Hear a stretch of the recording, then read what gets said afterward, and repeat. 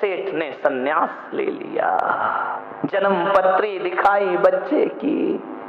ज्योतिषियों ने कहा कि सेठानी संभाल के रखना। बोले क्यों? बोले यदि संसार की नश्वरता समझ में आ गई तो ये भी चला जाएगा। सेठानी ने कहा मैं तो दोनों तरफ से लुट गई, पति भी गया और बच्चा भी जाएगा। बोले संभाल के रखना। उस सेठानी ने उस बच्चे को कैद कर दिया महल के अंदर। तुम बाहर नहीं जाओगे। परिचारिकाओं से कह दिया इसे बाहर की हवा नहीं लगना चाहिए और कोई भी नश्वरता इसके सामने नहीं आना चाहिए। यही मेरे जीवन का आधार है, अब यही बचा है मेरे जीवन में। उसको महल में, शीश महल में कैद कर दिया बच्चे को। वहीं रहता, वहीं खाता, वहीं पीता, सारा जीवन उसने अंदर ही गुजारा। ना सूर्य की रोशनी देखी।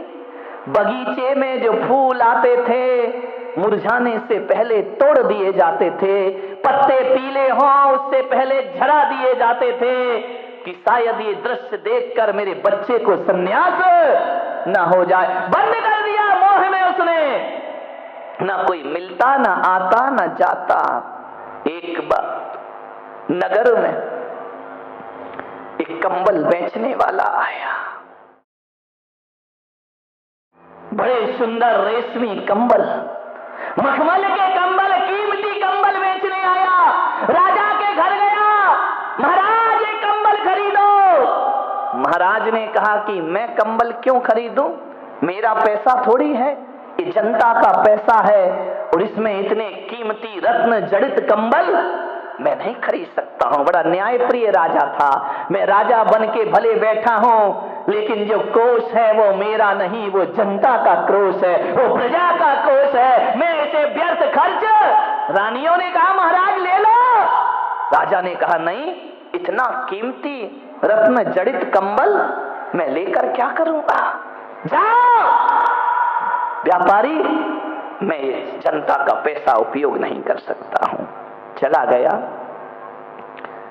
समय बीता, वक्त बीता। एक चील, एक लाल जूती, वो रत्न जड़ित कंबल की जूती मुख में दबाए आकाश से उड़ रही है। उड़ते उड़ते वह जूती छोड़ गई रानी के महल में। रानी ने देखा ये क्या है? ये रत्न जड़ित कंबल की जूतियां जिसे राजा नहीं खरीद सका। कौन है इस नगर में ऐसा जो रत्न जड़ित जूतियां खरीद बनाता है? इतनी कीमती जूतियां कौन पहनता है? राजा के पास जूतियां पहुंची। राजा ने कहा पता करो किसने खरीदी ये जूतियां, किसने? पता चला कि वो जूतियां किसी और ने नहीं, नगर सेठानी ने खरीदी। वो कंबल खरीदे और उस कंबल से, उस रत्न जड़ित कंबल से अपने पुत्र के लिए उसने जूतियों का निर्माण कर दिया। जिसे राजा खरीद ना सका उसे सेठानी ने अपने बच्चों को नाच से पाला, बड़े अरमानों से पाला। रत्न जड़ित कंबल की जूतियां बनाकर अपने बच्चे को पहना दी। ये पहनाकर मेरे बच्चे, राजा ने कहा पता करो कौन है ऐसा जिसके घर में इतनी कीमती जूतियां मेरे नगर में है। पता चला कि वो एक नगर सेठानी है जिसके घर में इतनी कीमती। राजा ने कहा चलते हैं हम उसके घर। राजा पहुंचे। सेठानी को पता चला कि सम्राट आ रहे हैं, स्वागत करना चाहिए सम्राट का। पहली बार मेरे घर में आ रहे हैं। राजा अंदर पहुंचे। राजा का बड़ा स्वागत हुआ। राजा ने कहा ये जूतियां कहां से बनाई, खरीदी? बोले कुछ नहीं महाराज, मेरे पास इतना कहां, लेकिन पैसा था। कंबल बेचने वाला आया, मैंने खरीद कर इस बच्चे के लिए जूतियां बना दी। राजा ने कहा कंबल की जूतियां? बड़े नाजों से मैंने बेटा पाला है महाराज, इकलौती संतान है, बड़ी मुश्किल से उसका जन्म हुआ है मेरे घर में। महाराज ने कहा कौन सा बेटा, जरा दिखाओ तो। अब सेठानी बेटा कैसे दिखाए? राजा ने कहा बेटा दिखाओ। कौन सा बेटा? ऐसा कैसा बेटा है जिसे तू रत्न जड़ित जूतियां पहनाती है, इतने महंगे महंगे सामान? राजा ने कहा उस बेटे को दिखाओ मुझे। देखना किस्मत कहां ले जाती है। जैसे ही अब राजा को मना कैसे करे सेठानी, मना करे तो राजा मृत्यु दंड दे देगा, अपमान समझेगा। राजा ने कहा दिखाओ बेटा कैसा है तुम्हारा। मना कर ना सकी, ले गई ऊपर महल में। महाराज ये मेरा बेटा है। राजा ने देखा आरती लेकर चल रही सेठानी आगे आगे, बच्चे की आंख से छल छल आंसू बह रहे हैं। सेठानी ने कहा भोजन करो महाराज।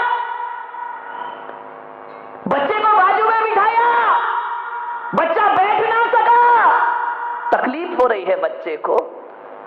राजा ने कहा बेटा तुम खाओ। उसने चावल मुंह में लिया और थूक दिया।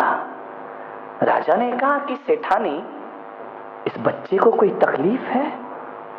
बोले तकलीफ कुछ नहीं महाराज, ये बहुत नाजुक है। बोले ऐसा क्या है इसमें? बोले मैंने दिए से जो आपकी आरती उतारी, मेरा बच्चा दिया नहीं देखा उसने कभी। वो रत्नों के प्रकाश में पला है, लेकिन आपकी आरती उतारी तो उसकी आंखों में आंसू आ गए। दिए की ज्वलनशीलता उसकी आंखें बर्दाश्त नहीं कर सकते हैं। राजा ने कहा इतना इतना नाजुक बच्चा? बोले नहीं महाराज, ककड़ी पर पैर रख दे तो सर्दी हो जाती है, इसको जुकाम हो जाता है। इतना नाजुक बच्चा, सेठानी बताओ ये सीधा क्यों नहीं बैठता है? बोले मैंने आपके ऊपर जो सरसों फेंके हैं, वो राई वो सरसों इसके आसन में है, इसे राई का दाना चुभता है महाराज, सरसों का दाना चुभता है। दीपक की ज्योत में आंख में आंसू आ जाते हैं। ये खाता क्यों नहीं है सेठानी? महाराज ये ऐसा चावल नहीं खाता है, रात भर कमल में बंद रखती हूँ चावल को, जब वह फूलता है गलता है, सुबह उसे पकाती हूँ, फिर अपने पुत्र को खिलाती हूँ। ये अपने दांतों से कठोर चीज नहीं चबा सकता। जिन्हें कहा ऐसा बच्चा तो देखा नहीं, पानी पीता है तो कंठ से दिखाई दिया करता है, छलक रहा है उसकी त्वचाओं से खून, गुलाबी रंग का बदन, ऐसा लगता कि ये बच्चा नहीं किसी बगीचे से गुलाब का कोई फूल तोड़ के ले आया है। राजा ने हाथ से छुआ, उंगलियों के निशान बन गए बच्चे पर। राजा ने कहा यह भी बड़ा अजूबा है, कभी सूरज की रोशनी ना देखी, कभी बाहर का दृश्य ना देखा, बंद कमरे में जीवन बीतता गया, जवान हुआ वो बच्चा, बाहर नहीं निकलने दिया, सारी सुविधाएं उस महल के अंदर। एक दिन राजा ने देखा और चला गया। एक दिन की बात है कि पीछे ही उद्यान था, बगीचा था।